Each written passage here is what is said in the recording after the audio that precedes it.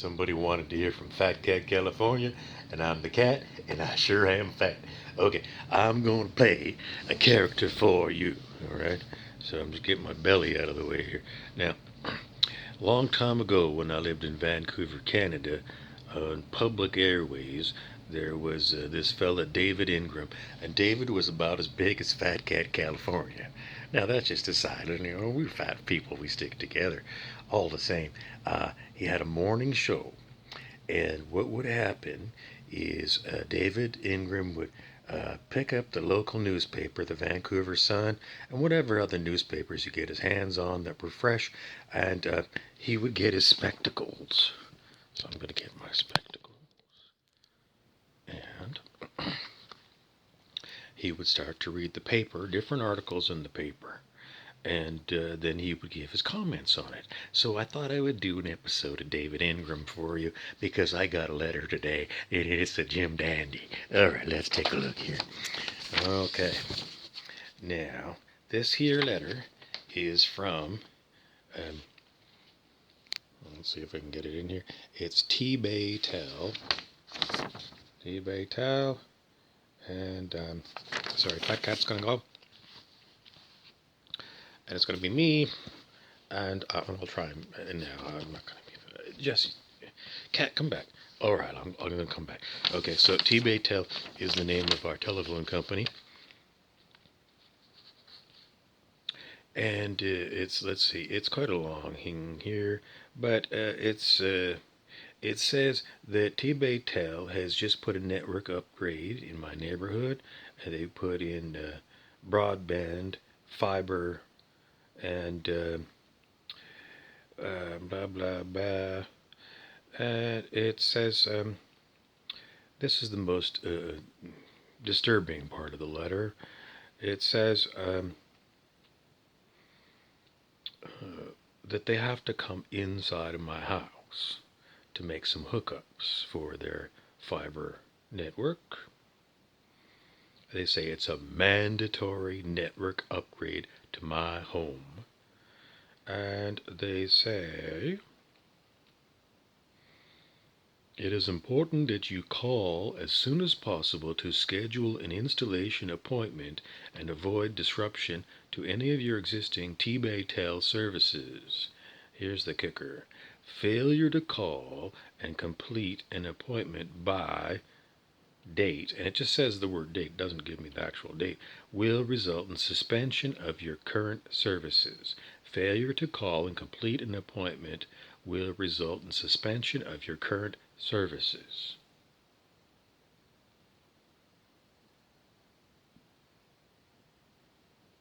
Now, the only service I have with T-Bay Tel is my landline.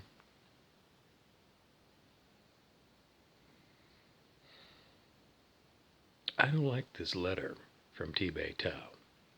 Failure to call and complete an appointment by whatever their date is that they forgot to insert will result in suspension of my current landline.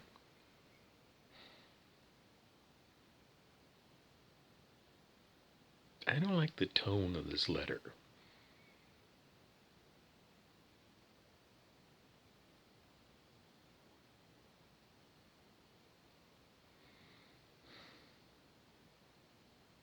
Now, T-Bay Tel is in the business of wireless internet.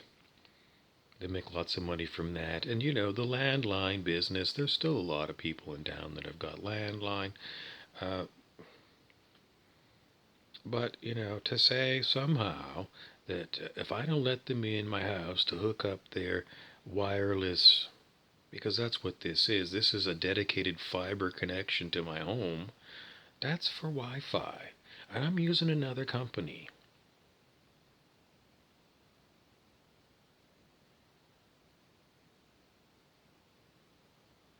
So, from a marketing perspective, I would never, if I was marketing director at T-Bay Tel, I would never have allowed this particular letter to go out to all of the customers in town with a last sentence saying failure to call and complete an appointment will result in suspension of your current services. I would never word it that way. Never. That is, you're going to let me in your house or else.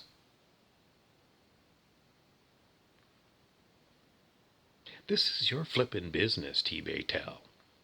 This is your flippin' business. Your fiber, your business. I don't make any money from you running fiber to my house, and I'm not using your Wi-Fi. And my landline is coming on an old thing that's been there for probably 60 years. Now, it may be that you're planning on disconnecting these old landlines that are 60 years old. I don't know. It doesn't say here. But what it says here is you insist that you have the right to barge into my house so you can connect up more of your business services that I'm not even subscribed to, or you're going to take my landline away from me. Who the fuck do you think you are, T-Baytel? Who the fuck do you think you are, and who the fuck do you think I am? You know, when I read this, the first thing I said, fuck you, T-Baytel, I'm going to cancel all of my services. You think you're going to suspend my services? I'm going to give you the royal finger, and I'm going to tell all my friends to give you the royal finger. You do not word things like this way. You do not tell people these kind of things. Failure to call and complete an appointment will result in suspension of your current services. What the hell, are you giving me detention because you're a high school teacher?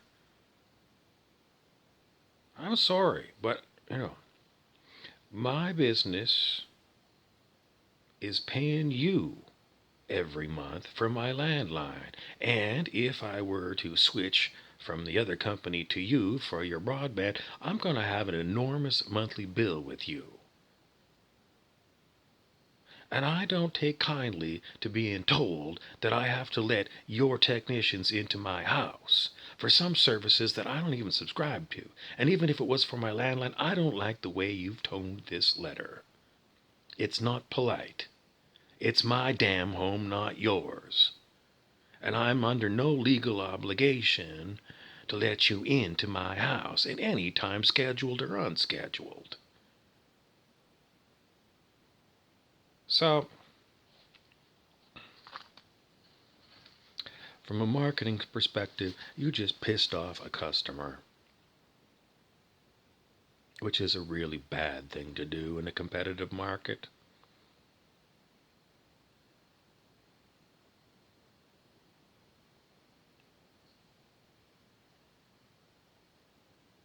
Why do you want to piss off your customers? Because you're a monopoly.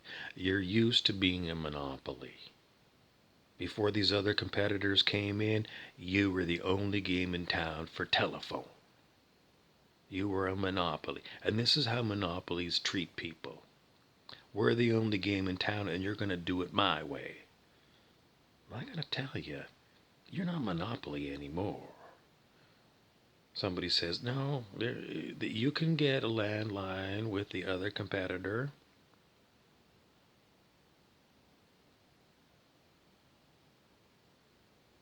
Now, how frequent does this happen to me, that I get nasty letters from corporations?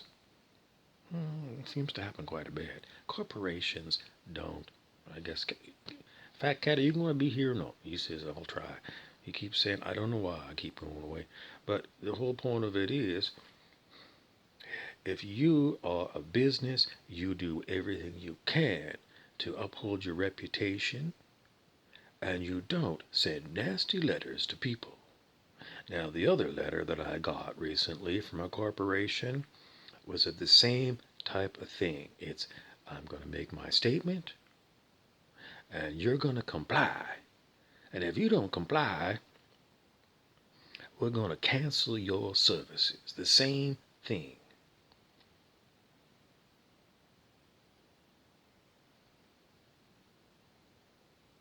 The marketing director, a T-Baytel, should be fired. If I was my company and somebody put this out, and came to my attention, I would fire your dirty ass. Because you just sullied the reputation of my company, and anyone getting this is going to look at it and saying, my way or the highway, and, I don't have too much else to tell you. But if you got a company, you're going to have to make sure that you look at all of the correspondence that goes out in bulk mailings to your customers to check it out, to see if there's some mean-spirited son of a bitch in your marketing department who is going to lose you a lot of business. Thanks for watching, and don't forget, I'm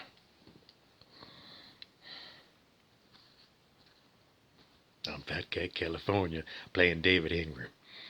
Be sure to, I don't know if people want to know more about my band. Well, I told you we like tacos, and we tried to go vegetarian with the tacos. Like them with guacamole and lots of cheese, generally speaking. Well, the band, they say, they want to try something new, and they don't want Italian pizza. They want a whole new cuisine. They want a cuisine invented. In other words, they don't want any existing thing. They want brand new food. Now, as a side note, yesterday on LinkedIn they posted sushi. And they showed two pieces of sushi. One was original salmon sushi, and the other one was Frankenfood sushi. They grew the sushi in a lab. And, it means then that they don't have to, kill fish in order to feed you. It's like cells growing in a cell culture. And then they somehow made it look like sushi. Well, somebody commented immediately. He said, "Are you using pink dye to make that thing look pink? Because we all know that farm salmon, it looks all pink and nice like wild salmon, but, it ain't. It's all dyed." People say, these dyes, you don't know what the hell's in these dyes. Pink dye number 6, and it's made from bugs. Did you ever hear that story about Starbucks? Starbucks used to have this bright red colored drink. And my friend worked at Starbucks, and he served these and served these and served these, and people loved it. They thought it was like strawberry or something red like that. Well, somehow we got a hold of the name that was being perpetrated as being this red drink, and we looked it up, and lo and behold, it wasn't nothing to do with berries at all that was making it red. The red color, it was a dye, and you'll just shit your pants when you hear where they got the red dye from. Insects. Some kind of bug. The far side of the globe is a red bug or something, and they grind up these red bugs, and that's how they get the red color to put in your Starbucks so-called berry blend drink. It's bugs.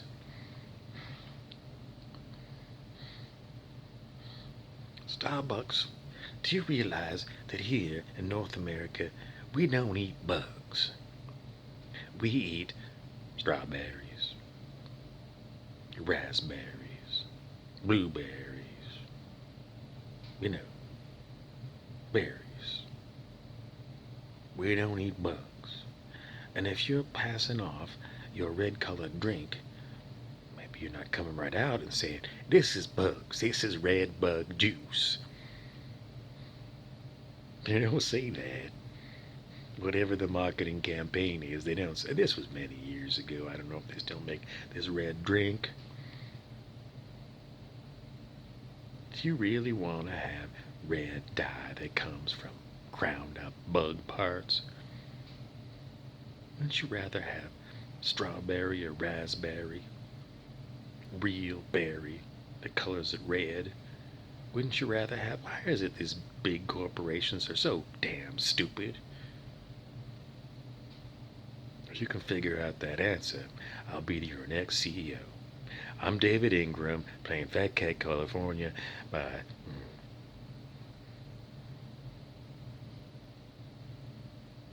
Where the hell's the band with my...